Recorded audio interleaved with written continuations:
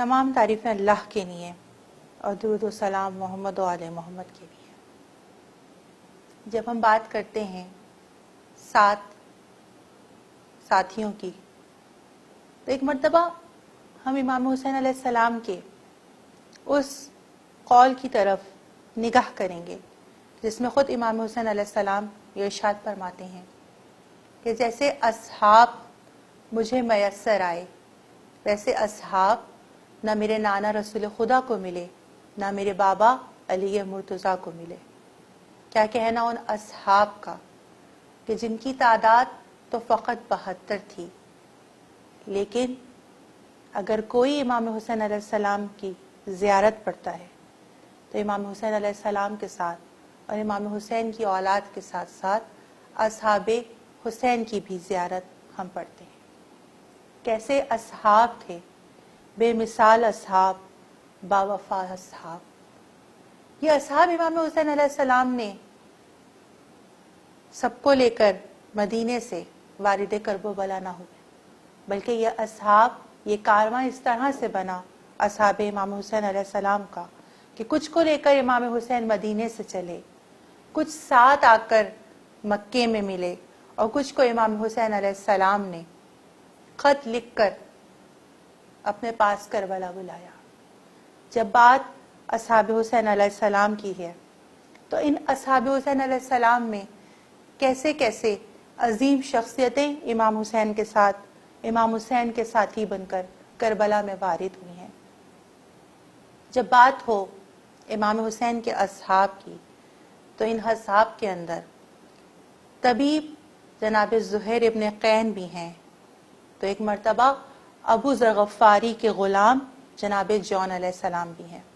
ایک مرتبہ یہ تمام اصحاب ایسے ہو گئے کہ جن سب کو علیہ السلام کہا جاتا ہے۔ کہا کہ بخشش کو اپنے در کا سوالی بنا لیا، بخشش کو اپنے در کا سوالی بنا لیا اور حر کو فضائے خلد کا والی بنا دیا، حر کو فضائے خلد کا والی بنا دیا، اور ایک سجدہ حسین نے تھوڑی سی دیر میں ہر دور کے یزید کو گالی بنا دیا۔ جب اصحاب حسین کا تذکرہ ہو رہا ہے تو ان اصحاب حسین میں ایک طبیب ہیں کہ جن کا نام زہیر ابن قین بھی ہے۔ عزیزان محترم، اس وقت وہ دور ہے کہ جب ہم مختلف بیماریوں سے گزر رہے ہیں۔ کیسی بیماریاں کہ جن کا علاج شاید ممکن نہیں ہے، لیکن اگر ہم رخ کریں کربلا کی جانب تو ہمیں خاک شفا سے ایسی شفا نصیب ہوتی ہے کہ پھر ویسی شفا اس پوری عالم کائنات میں ماں سوائے اللہ تعالیٰ کے کوئی اور ہمیں نہیں دے سکتا۔ اگر بات ہو بیماریوں کی تو منقول ہے کہ ایک شخص ایسا بھی ہے کہ جو بہت بیمار ہے، اتنا بیمار ہے کہ بس ایک جاں بلب ہے کہ اس کے لبوں پر اس کی جان اٹکی ہوئی ہے، لیکن اس کی ایک بہن ہے کہ جو اپنے بھائی سے اتنی محبت کرتی ہے کہ وہ ہر وقت اپنے بھائی کی بیماری کو ختم کرنے کے لیے اور بھائی کو شفا دینے کے لیے کہ کسی بھی طریقے سے میرے بھائی کو شفا مل جائے بے چین و بے قرار رہتی ہے۔ اور ایسے عالم میں ایک مرتبہ اس نے عالم خواب میں دیکھا کہ جناب زہیر ابن قین آئے ہیں کہ جو طبیب کربلا ہیں، کہ جن کا لقب ہی طبیب کربلا ہے۔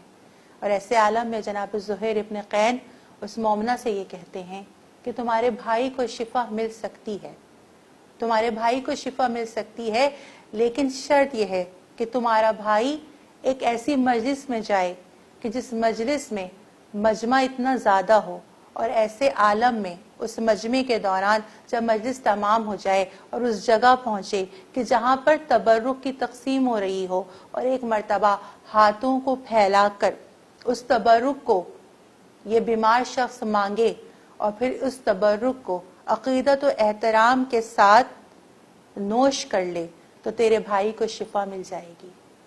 کیا کہنا مجلس حسین علیہ السلام کا کہ جس میں ہم سمجھ رہے ہوتے ہیں کہ یہ فقط تبرک ہے، یہ تبرک کی نہیں تقسیم ہو رہی ہوتی، اس تبرک کے ساتھ ساتھ پورے سال بھر کا رزق بھی مل رہا ہوتا ہے، اور شفا بھی مل رہی ہوتی ہے۔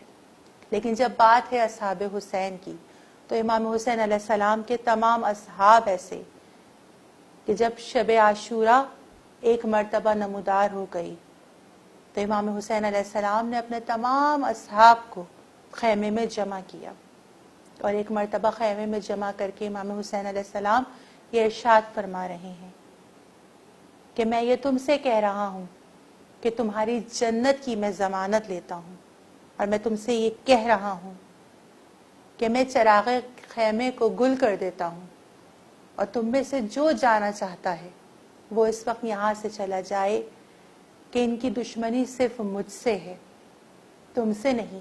اگر تم یہاں سے جانا چاہ سکتے ہو تو جاؤ، چلے جاؤ، میں تمہیں جنت کی بشارت دیتا ہوں اور داخل جنت ہونے کی ضمانت بھی دیتا ہوں۔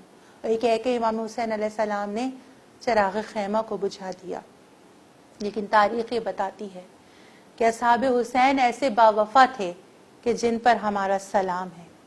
ایسے عالم میں کوئی ایک شخص اٹھ کر خیمے سے باہر نہ گیا، یہاں تک کہ کچھ دیر کے بعد امام حسین علیہ السلام نے چراغ کو دوبارہ روشن کر دیا تو کیا دیکھا کہ ایک مرتبہ تمام لوگ اپنی اپنی جگہ پر بیٹھے ہوئے ہیں۔ کیا کہنا اصحاب حسین علیہ السلام کا۔ یہی وجہ ہے کہ جب 2 محرم کو والد کرب و بلا امام حسین علیہ السلام ہو گئے اور ایسے عالم میں یزید کے لشکر نے آنا شروع کیا، یزید کے لشکر پہ لشکر آ رہے تھے، ایک مرتبہ جناب زینب امام حسین علیہ السلام سے یہ فرماتی ہیں، بھیا کیا اس عالم غربت میں، اس عالم بے کسی میں کوئی ایسا نہیں جو تمہاری نصرت اور مدد کے لیے یہاں پر آ جائے۔ ایک مرتبہ امام حسین کو جناب حبیب ابن مظاہر یاد آ گئے۔ ایک مرتبہ امام حسین علیہ السلام نے حبیب کو خط لکھا، اور اس خط کا پہلا لفظ تھا، اے مرد فقیہ، حسین کو دشمنوں نے چاروں طرف سے گھیر لیا ہے، اے حبیب، حسین تمہاری آمد کا اور تمہاری نصرت کا طلبگار ہے۔ اور آخری لفظ یہ تھا، فقط فرزند زہرا۔ ایک مرتبہ تاریخ یہ بتاتی ہے کہ جناب حبیب ابن مظاہر کوفے میں رہ رہے تھے۔ کوفہ کیسا کوفہ کہ سن 60 ہجری سے جب سے ابن زیاد کوفے کا حاکم بن کر بیٹھا ہے، ہر طرف ایک خوف اور دہشت کی لہر پھیلی ہوئی ہے۔ ایسے میں حبیب بیٹھے ہیں، سامنے دسترخوان سجا ہوا ہے۔ حبیب نے چاہا کہ لقمہ اپنے منہ تک لے جائیں کہ ہاتھوں سے لقمہ گر پڑا۔ حبیب سمجھ گئے کہ کوئی مہمان آ رہا ہے، اتنے میں دق الباب ہوتا ہے۔ حبیب سوال کرتے ہیں کہ کون ہے؟ آنے والا کہتا ہے، انا برید الحسین، میں حسین کا قاصد ہوں۔ ایک مرتبہ حبیب نے امام حسین کے قاصد کو گھر میں بلایا، حبیب کے ہاتھوں پہ امام حسین کی تحریر آئی، ایک مرتبہ تحریر کو چوما، آنکھوں سے لگایا اور اس خط کو پڑھا۔ حبیب کی آنکھوں سے آنسو رواں ہو گئے۔ حبیب کی زوجہ نے سوال کیا، اے حبیب کیا وجہ ہے، کیا لکھا ہے اس خط میں؟ اپنی زوجہ کو تمام خط پڑھ کر ایک مرتبہ جناب حبیب نے بتایا۔ حبیب کی زوجہ نے جناب حبیب نے مظاہر سے سوال کیا کہ دیر کس بات کی ہے؟ حبیب کہتے ہیں کہ میں یہ سوچ رہا ہوں کہ میرے بعد اکیلی تم کیا کرو گی، اتنا سننا تھا ایک مرتبہ ہمارا سلام ہو۔ جناب حبیب نے مظاہر کی زوجہ پر ایک مرتبہ کہتی ہیں، حبیب اگر تم ایسے عالم میں کہ اللہ جانے کیسی غربت کا عالم ہے، بے کسی کا عالم ہے، کہ فرزند زہرا تمہیں خط لکھ کر اپنی نصرت کے لیے کربلا بلا رہے ہیں، اور ایسے عالم میں تم صرف سوچ ہی رہے ہو، تو تم ایسا کرو کہ تم میری چادر پہن کے گھر میں بیٹھو اور میں تمہاری تلوار لے کر کربلا کی جانب جا رہی ہوں۔ اتنا سننا تھا ایک مرتبہ حبیب کھڑے ہو گئے اور کہنے لگے کہ میں تمہارے لبوں سے یہی بات ہی تو سننا چاہتا تھا۔ ایک مرتبہ اپنے غلام کو بلا کر کہا کہ اے میرے غلام، میرے گھوڑے کو لے کر, میری سواری کو لے کے تو کوفے سے باہر چلا جا, کہ تجھے معلوم ہے کہ ابن زیاد کے سپاہی ہر طرف پھیلے ہوئے ہیں. ایسا نہ ہو کہ کوئی ابن زیاد کو خبر کر دے اور میں اپنی مولا کی نصرت کے لیے کربلا نہ پہنچ سکوں, بس تو میرا انتظار کر. ایک مرتبہ حبیب نے پہلے غلام کو اور پھر سواری کو کوفے کے باہر بھیج دیا. یہاں پر حبیب نے مظاہر کو آنے میں کچھ دیر ہو گئی. آپ کو معلوم ہے کہ تاریخ یہ بتاتی ہے کہ یہاں پر غلام بھی انتظار کر رہا ہے اور حبیب کی سواری بھی انتظار کر رہی ہے, یہاں تک کہ اپنے ٹاپوں کو بار بار زمین پر مار رہی ہے اور آنکھوں سے آنسو جاری ہیں. جیسے ہی غلام نے یہ منظر دیکھا, ایک مرتبہ غلام بھی تڑپ گیا. حسین کی محبت فقط انسانوں کے دلوں میں نہیں ہے, بلکہ حسین کی محبت تو ان بے زبان جانوروں کے دل میں بھی موجود تھی. ایک مرتبہ غلام گھوڑے سے یہ کہتا ہے, اے اسب وفادار, تو پریشان نہ ہو. کیا ہوا کہ جو مالک آقا تجھ تک نہ آ سکا, اور یاد رکھ کہ اگر کچھ دیر کے اندر ہمارا آقا نہ آیا تو میں خود تجھ پر سوار ہو جاؤں گا اور پھر میں مولا کی نصرت کے واسطے کربلا کی سرزمین پر پہنچ جاؤں گا. غلام ابھی اسب وفادار سے گفتگو ہی کر رہا تھا کہ حبیب نے تمام گفتگو کو سن لیا.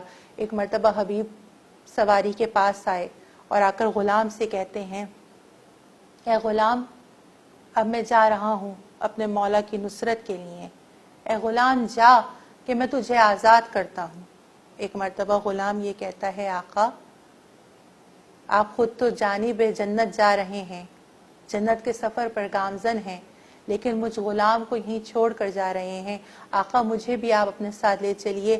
کیا ہوا کہ سواری ایک ہے, آپ سواری پر سوار ہو کے کربلا جائیے گا اور یہ غلام پیدل چلتا پیادہ ہی کربلا کی جانب چلے گا.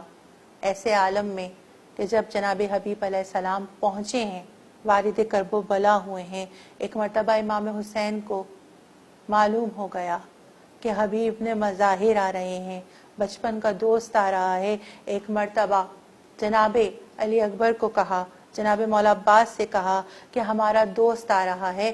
ایسے عالم میں جناب حبیب نے مظاہر جب امام حسین کے پاس پہنچے ہیں اور ایک مرتبہ اصحاب حسین کو جب معلوم ہو گیا کہ کوفے سے حبیب آ گئے ہیں امام حسین کی نصرت کے لیے, تو ایک مرتبہ مرحبا کے نعرے جب بلند ہوئے ہیں اور جناب زینب علیہ السلام کی کانوں میں جب حبیب کے آنے کی خبر پہنچی ہے تو فوراً جناب فضہ سے یہ کہا, اے اماں فضہ جائیے اور جا کر حبیب سے یہ کہیے کہ فاطمہ زہرا کی بیٹی زینب حبیب کو سلام کہہ رہی ہے. جناب فضہ جناب حبیب نے مظاہر کے پاس آ کر کہتی ہیں, اے حبیب ابن مظاہر, تمہیں فاطمہ زہرا کی بیٹی زینب نے سلام کہا ہے. اتنا سننا تھا, ایک مرتبہ حبیب کربلا کی خاک پر بیٹھ گئے اور کہنے لگے کہ اب مجھ حبیب پر یہ وقت بھی آ گیا ہے, ایک غلام پر یہ وقت بھی آ گیا ہے کہ ہماری شہزادی جناب زینب سلام اللہ علیہ ہم غلاموں کو سلام کہہ رہی ہیں. میں ہاتھوں کو جوڑ کے عرض کروں, اے حبیب, جب شہزادی نے آپ کو سلام کہا اس وقت شہزادی کے سر پر ردا موجود ہے, لیکن اے حبیب آئیے گا اور آ کر کوفے میں دیکھیے گا کہ جس کوفے کی شہزادی جناب زینب علیہ السلام ہے وہی کوفہ ہے, اور کہیں سے پتھر آ رہے ہیں یا کہیں سے گرم کھولتا ہوا پانی آ رہا ہے اور لوگ زینب کو باغی کی بہن کہہ کر پکار رہے ہیں.